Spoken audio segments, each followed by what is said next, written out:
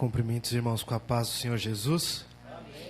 Convido os irmãos a abrir as Bíblias em Lucas 19. Lucas 19, no versículo 10.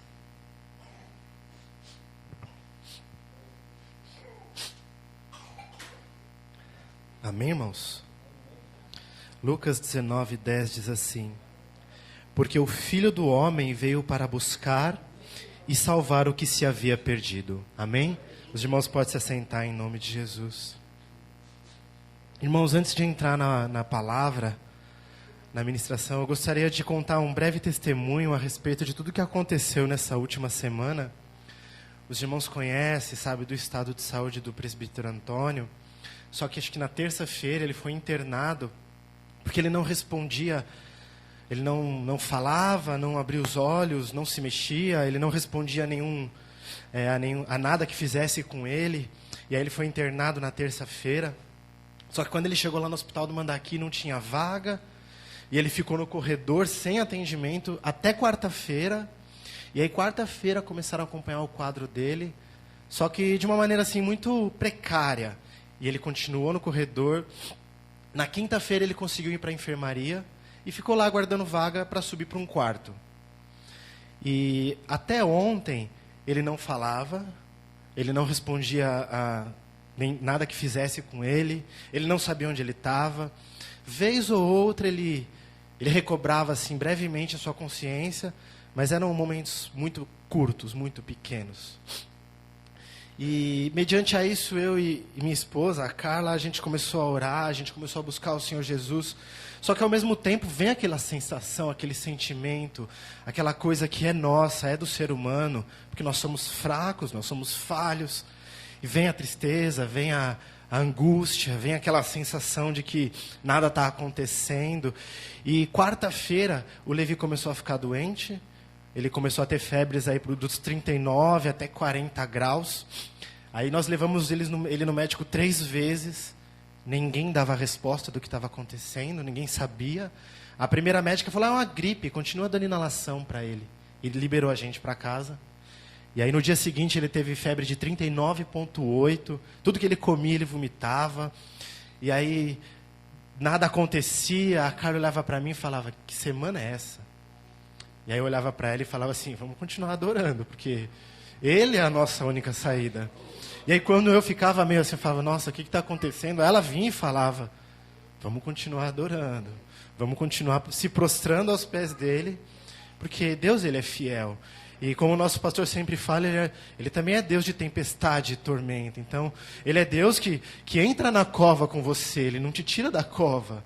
Ele não te livra da fornalha, ele entra nela com você. Aleluias. E aí ontem, a Carla começou, no fim de semana, a Carla começou a ficar mal. Muito ruim, febril, dor de cabeça, a alergia atacando, e ela não conseguia nem levantar da cama direito. Aí fechava o quadro. Seu Antônio, Carla, Levi, todo mundo mal. E a situação dela ficou tão grave que eu precisei acompanhar o seu Antônio segunda-feira no hospital. Eu fiquei lá de acompanhante com ele durante todo o dia. E assim que eu cheguei lá, passou nem uma hora que eu estava lá, ele se levantou e começou a conversar comigo. E aí ele falou assim, oi, tudo bem, Márcio? Que não sei o quê. E começamos a conversar. E aí ele falou, senta, descansa um pouquinho. Eu falei, não, seu Antônio, estou uma semana sem te ver, eu quero conversar. Aí ele falou, nossa, eu estou desde hoje cedo aqui nesse hospital. Ou seja, ele acordou. Ele começou a ver que ele estava ali naquele hospital. E aí eu só mandando mensagem para cá, ele falou, o seu Antônio está assim, o seu Antônio está assim. Aí ele levantava sozinho, ele sentava sozinho. E aí ele falou, posso andar se eu quiser, Márcio? Eu fui falar com a enfermeira, ela não permitiu. Mas ele já queria andar. E aí, lá pelas 5 horas da tarde, saiu a vaga dele para o quarto. 6 horas a gente subiu para o quarto. Aí é um lugar ali mais reservado, só tem 3 pacientes, não tem aquela confusão da enfermaria. E aí eu só mandando mensagem para a Carla falando, e a gente sempre agradecendo o Senhor.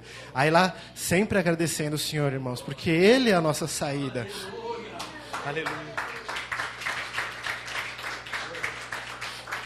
E aí, lá pelas 6 horas da tarde, a Carla saiu com o Levi e foi para o hospital também, porque ele ainda continuava mal. Aí, chegando lá, logo quando o primeiro médico, ela já mostrou os exames e falou, está acontecendo isso, isso, isso, ninguém dá resposta.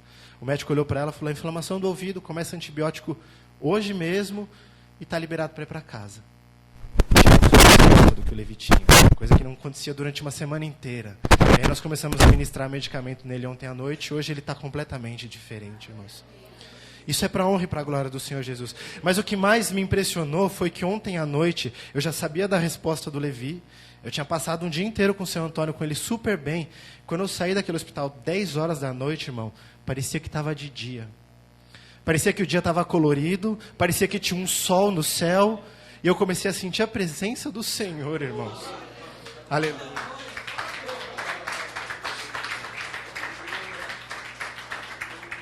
E a presença do Senhor foi tão forte, que eu fiquei até com receio de entrar no carro e voltar para casa, porque eu não estava conseguindo me segurar, me conter. As lágrimas vinham, embaçavam os meus olhos. E aí, quando eu contei isso para a Carla, sabe o que eu descobri, irmãos? Ela estava prostrada lá em casa, agradecendo o Senhor Jesus. Agradecendo o que Ele tinha feito no dia de ontem, irmãos. Esse é o nosso Deus. Ele cuida, Ele está presente, irmãos. Ah, mas o Levi está só tomando remédio, o seu Antônio está lá internado, ninguém foi curado por completo. Irmãos, não estou falando de cura. Eu estou falando da presença do Mestre, irmãos. Eu estou falando dele andando lado a lado com você. No momento que você acha que não tem mais nada acontecendo, ele brilhou um sol de noite para mim, irmãos, para eu saber que ele estava no caminho, para eu saber que ele estava diante do caminho. Esse é nosso Deus, irmãos. A resposta final não é o que importa. É você andar com Ele lado a lado. É você saber que Ele está ali com você. É você saber que Ele é o quarto homem na fornalha, irmãos. Esse é nosso Deus. Esse é o nosso Deus. Por isso que no momento da dificuldade, nós não podemos parar. Nós não podemos nos prostrar ali no chão e ficar, por quê? O que está acontecendo? Meu Deus, o que é isso? Não, irmãos. Vai adorar. Chegar a dificuldade, vai adorar, vai continuar fazendo a obra, continua a caminhada, irmãos, continua a caminhada. É como diz aquele louvor, em tempos de guerra, nunca pare de adorar, irmãos.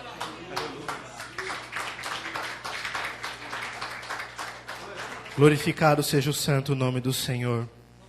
Voltando aqui para a ministração, irmãos, porque o Filho do Homem veio para buscar e salvar o que se havia perdido.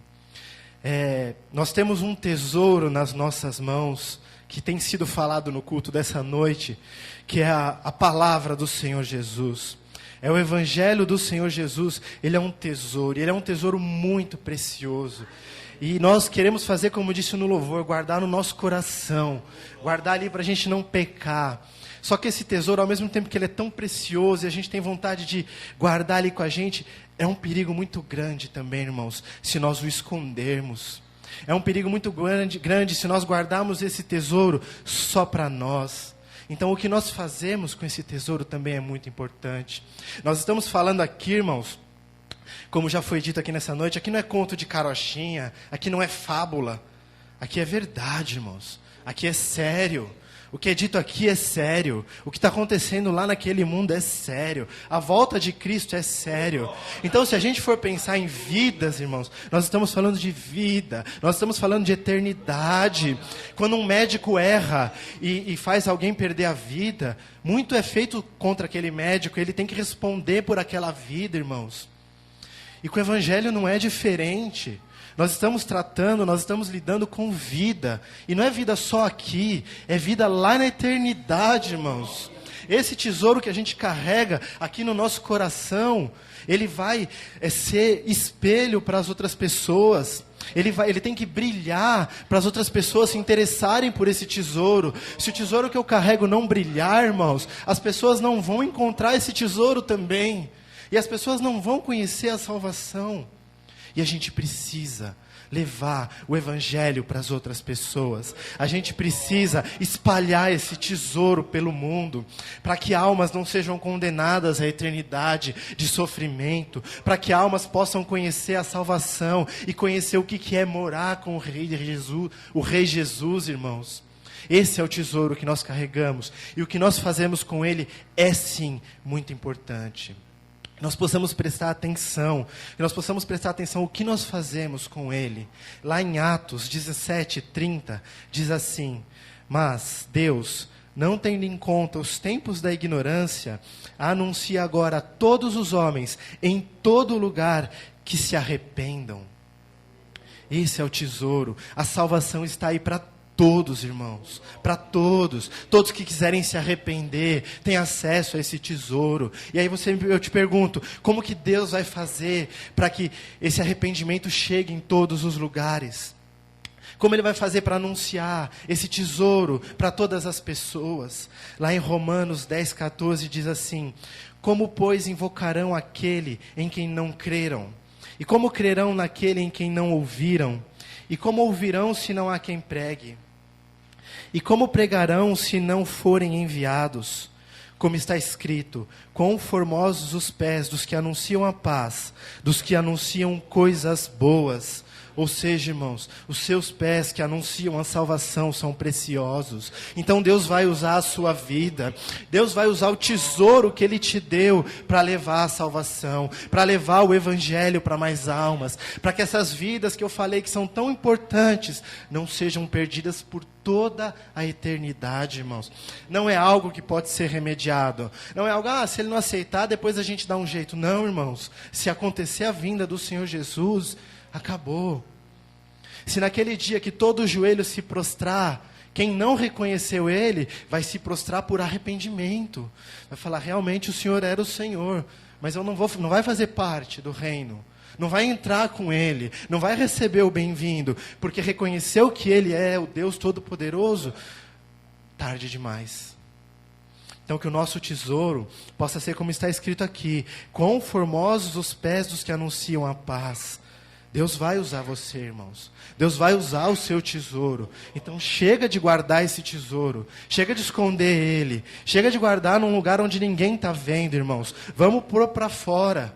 Vamos mostrar para o mundo que a salvação é um tesouro muito precioso, irmãos. Que morar com o rei lá na glória é algo muito precioso, irmãos.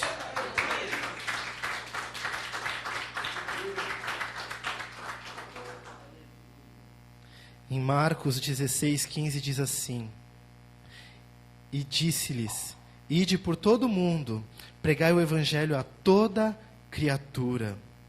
Toda criatura, irmãos. Não me recordo no momento em que o Senhor Jesus deixou escrito para nós escolhermos quem vai ser, para quem nós vamos ministrar. Nós devemos pregar para toda criatura. Nós devemos levar o evangelho para toda criatura. Nós precisamos confiar mais no poder do evangelho de Cristo. Às vezes, até eu mesmo, irmão, a gente se segura. Não, mas o que essa pessoa vai pensar? Não, mas essa pessoa pode se afastar. Ela pode não querer mais falar comigo. Ela pode não querer mais vir na minha casa, ser o meu amigo. Irmãos, confia no poder do evangelho. Confia que é Ele quem convence do pecado, da justiça e do juízo. Confia que se Ele colocou palavras na sua boca, fala, irmãos. Se Ele colocou uma pregação para aquela alma, fala. Não escolha, não, eu acho que ele não deve ouvir isso. Não, anuncie o evangelho a toda criatura. E aí, como o nosso pastor sempre fala, é nessa hora que a gente vê que o nosso pastor sempre fala que lá em Atos 2, no Atos 2:4, na parte B. E todos os dias acrescentava o Senhor à igreja aqueles que se haviam de salvar.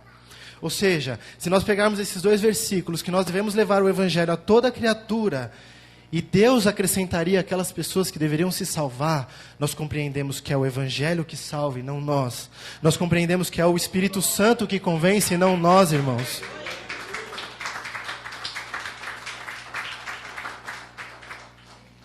Porque se nós ficarmos nos prendendo nas nossas ideologias, no nosso achismo, nas nossas estratégias, irmãos, nós estamos selecionando as pessoas.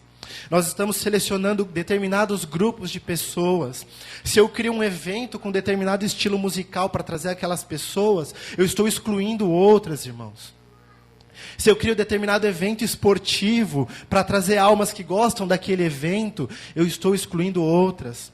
Ah, mas depois eu faço evento para aquelas outras. Não, irmãos, é a toda criatura, sem distinção. Você faz E o Deus acrescenta quem deve ser salvo. Você fala para toda criatura e Deus traz aquele quem deve ser salvo. E Deus conhece o coração, irmão.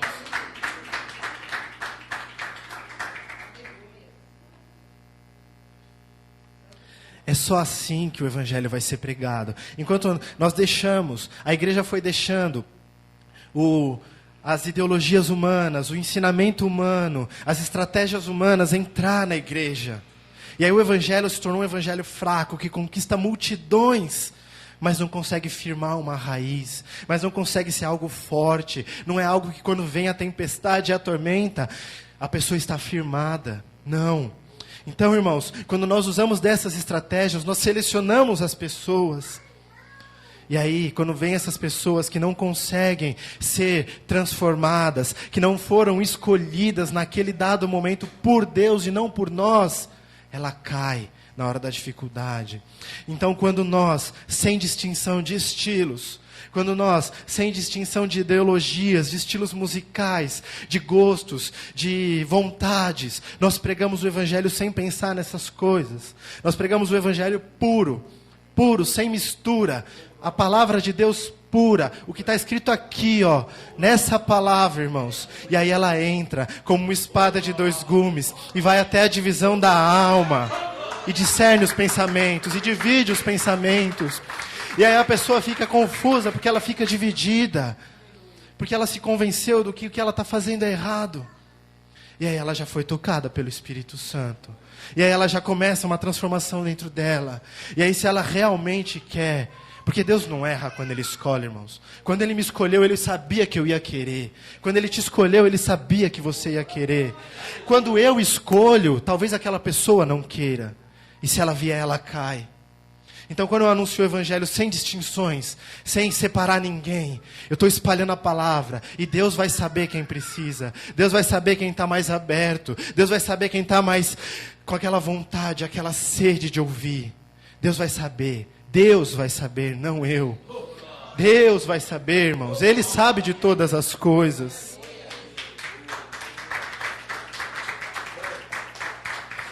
E como diz lá em 2 Timóteo 4, se eu não me engano, pregue a palavra. Em tempo, fora de tempo, pregue a palavra. Já foi dito aqui nessa semana, ou na semana passada, se eu não me engano, que as pessoas não vão mais querer ouvir essa palavra. E elas vão se voltar para as fábulas. Mas se você pregar a palavra, Deus sabe quem não se voltou para as fábulas. Deus sabe quem ainda não se entregou para as fábulas. E Ele vai agir. E Ele vai entrar com a espada de 2 gumes. E Ele vai transformar corações. Que nessa noite nós possamos unir a palavra e o testemunho. E saber que mesmo na dificuldade nós temos que continuar fazendo a obra, batalhando, trabalhando para o Senhor. Que nós saibamos confiar no poder do Evangelho. Irmãos, o que nós fazemos aqui não é natural, não, irmãos. O que nós fazemos aqui é sobrenatural.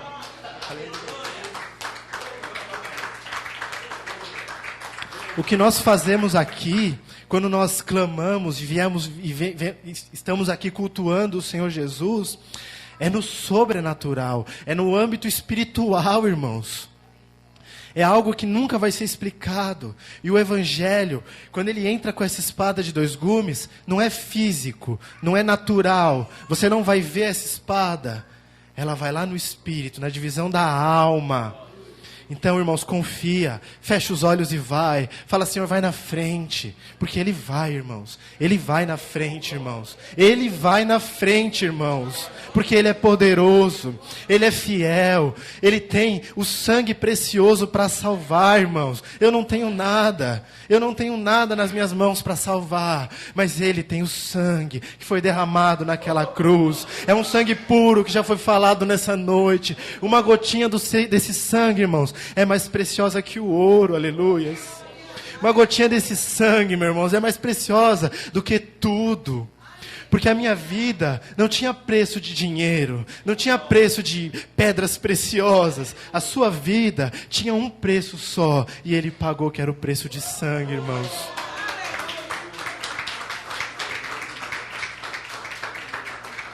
Que nós possamos nos lembrar do nosso testemunho. Como foi? Foi sobrenatural que eu vim para o Senhor Jesus. Eu falava para a Carla que eu não acreditava em nada. Para mim era tudo balela. Era força assim para a pessoa continuar seguindo. Era só uma ideologia. Eu falava isso. De tudo, de todos os tipos de religiões. Falava, não, vai lá. Minha esposa ela estava começando a caminhada. Eu falava, não, vai lá, vai fazer bem para você. Pode seguir, né? E eu não ia. Aí um dia eu fui pegar ela no final do culto. Um dia eu fui pegar ela no serviço, então eu deixei ela na porta da igreja. E um dia eu entrei, irmãos. E um dia eu estava lá dentro. E outro dia eu estava adorando. E outro dia eu já estava me prostrando, irmãos. Eu não sei explicar como foi. Então se recorda de como foi a sua conversão. Se você não conseguir explicar como foi a sua conversão, naturalmente, para de tentar converter as pessoas de forma natural. Para de tentar converter as pessoas e deixa Deus, como Ele converteu você, converter as outras pessoas, irmãos. Deixa Deus penetrar a palavra dEle, não você. Confia no Evangelho. O Evangelho que nós vivemos aqui é poderoso, irmãos. É poderoso para salvar, é poderoso para libertar, é poderoso, irmãos, para trazer almas.